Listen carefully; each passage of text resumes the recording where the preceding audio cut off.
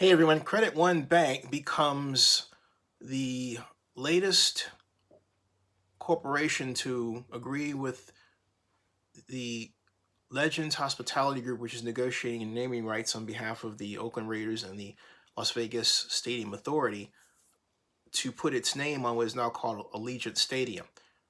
So let's do some counting here. We've got Caesars was the first founding partner, Pittsburgh Paint, founding partner, Allegiant, of course, and we have Cox Communications, Cox Broadcasting. Can't forget about the great communications for organization. And now we have the fifth one, number 5, Credit One Bank. Now, folks, they're still way behind. The good news is they got a great naming rights deal, but this deal is for Stadium Club where they have their name and various other promotional efforts. If you get comparable deals, an agreement like that generally runs about 12 to 14 million dollars a year and might last as much as say 5 years, not 10. So at best you're looking at 50 million from that deal, and that's why it's not a large chunk in the perspective of the total number and the average size of naming rights deal in the stadium. The reason why I look down is because founding partners generally number between 11 and 14 of them. That was true for, well, Atlanta Falcons' new stadium, the Vikings' new stadium, and so on. The Raiders right now have 5 signed up, so they have another 5 to go at the least. The Raiders needed, by my last calculation, 770 million. Now, let's just, well, we'll have to put it roughly at about 720 million. So this is a step in the right direction, but it's not a large one. The Raiders need about, ideally, 9 more partners and a total of 700 and, well, $700 million, $720 million. So they are, again, heading in the right direction, but they're not out of the woods. This was just done on the 28th, and it says that the franchise, which will be known as Las Vegas Raiders from the beginning of the 2021 NFL campaign, will make the U.S. financial services company their official credit card partner, as well as founding partner to their United States $1.8 billion, what's really $1.9 billion Allegiant Stadium, which is still under construction.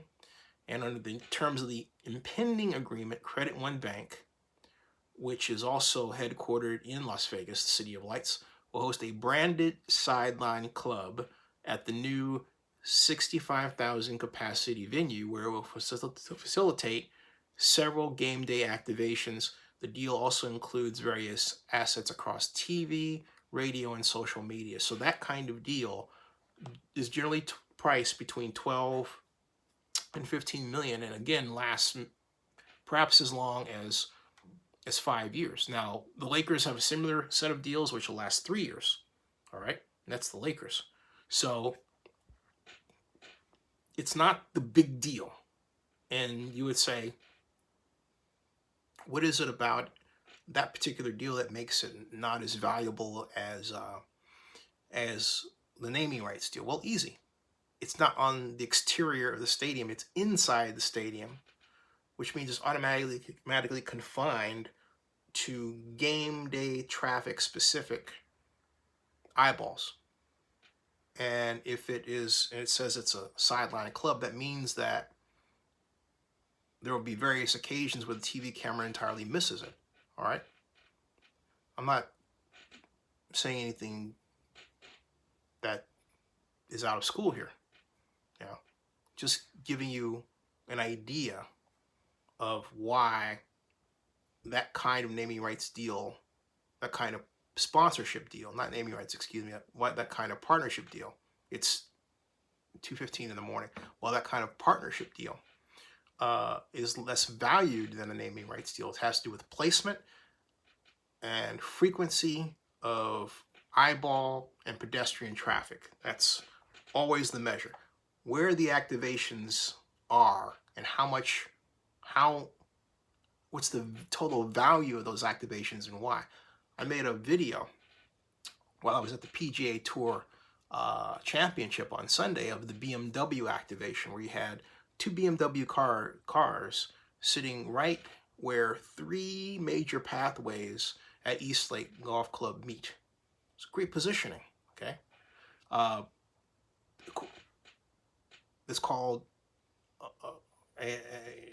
a well-designed activation. No, not worth 100 billion or something like that.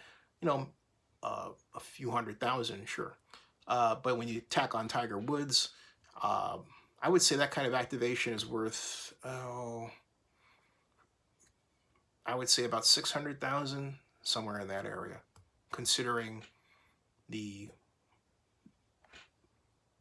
event, the presence of national media, and the likelihood that Tiger Woods is one of the players. When Tiger Woods comes into a facility like Eastlake, the attendance goes up. They're expecting 100,000 people this time. I don't know how many they got, but I can tell you it wasn't 100,000. Good turnout, not 100,000. Maybe 70, maybe 60,000. Still not bad. Still not bad, but not 100,000. All right. Subscribe to Zenny62.